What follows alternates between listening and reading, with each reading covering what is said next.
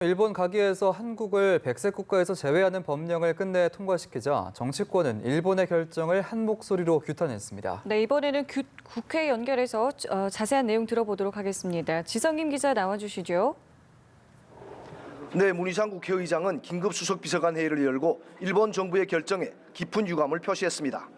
문 의장은 오늘 아베 내각은 한일 관계 복원을 희망하는 한일 양국 국민 모두에게 깊은 실망을 안겼다며 앞으로 일어나게 될 외교적, 안보적, 경제적 파장의 모든 책임은 아베 내각에 있다고 경고했습니다. 민주당 이해찬 대표는 국회에서 열린 비상대책연석회의에서 일본이 기어코 경제전쟁을 하겠다는 의지를 보였다며 아나무인한 일본의 조치에 분노를 금할 수 없다고 격앙된 반응을 보였습니다. 특히 대표는 일본이 우리를 신뢰하지 못한다는데 우리도 일본을 믿을 수 있겠느냐며 한일 군사정보보호협정이 의미가 있나 하는 생각이 든다고 말했습니다. 이는 한일 군사정보보호협정 폐기까지 검토할 수 있음을 시사하는 발언으로 사흘 전 기자간담회에서 신중하게 검토할 사안이라고 밝혔던 것에서 입장이 선회한 것으로 보입니다. 한국당 황교안 대표도 한일 관계를 과거로 퇴행시키는 명백히 잘못된 결정이라며 한국당은 일본의 결정을 강력히 규탄하고 철회를 촉구한다고 밝혔습니다.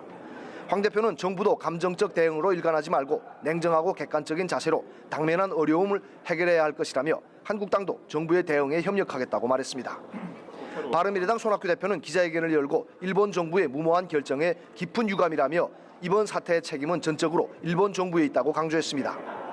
한편 본회의 통과를 앞둔 일본 수출 규제 철회 촉구 결의안은 오늘 일본 가기 결정을 반영한 문구 수정을 거쳐 본회의에 상정될 것으로 보입니다. 네, 방금 지 기자가 얘기한 것처럼 일본의 보복 조치 철회를 촉구하는 결의안이 아직도 본회의를 통과하지 못했는데요. 이에 따라서 국회를 향한 비판의 목소리도 나오고 있다고요. 네, 일본 정부가 한국을 백색 국가에서 제외하는 결정을 내렸는데도 우리 국회는 무기력한 모습을 보이고 있다는 비판이 나오고 있습니다. 국회는 당초 여야 3당 합의에 따라 어제 본회의를 열고 일본 수출 규제 대응 예산이 포함된 추경안과 일본 경제보복 철회 촉구 결의안을 처리할 예정이었지만 추경을 둘러싼 여야 간 이견으로 본회의는 오늘로 미뤄졌습니다. 본회의가 열리려면 우선 국회 예결위에서 추경 심사가 완료돼야 하는데 예결위는 당초 추경안 심사를 재개하는 회의를 오늘 오후 2시로 공지했습니다. 일본의 가기 결정이 오전 10시로 이미 예고되어 있었음에도 추경안 심사를 위한 예결위 회의를 오후에 하려 했던 건 무책임한 태도란 지적이 나왔습니다. 일각의 비판을 의식한 예결위 여야 간사들은 오전부터 추경안 감액과 증액을 논의했고 오늘 낮 12시 20분쯤 합의점을 찾았습니다.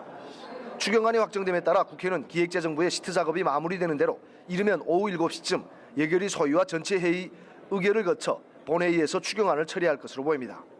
여기에 일본의 경제보복 철회를 촉구하는 결의안도 결국 일본의 백색국가 배제 결정 이후에야 처리될 것으로 보여 뒷북 대응이라는 비판을 피하기 어렵게 됐습니다. 자, 그렇다면 추경안 규모는 얼마로 확정이 됐습니까?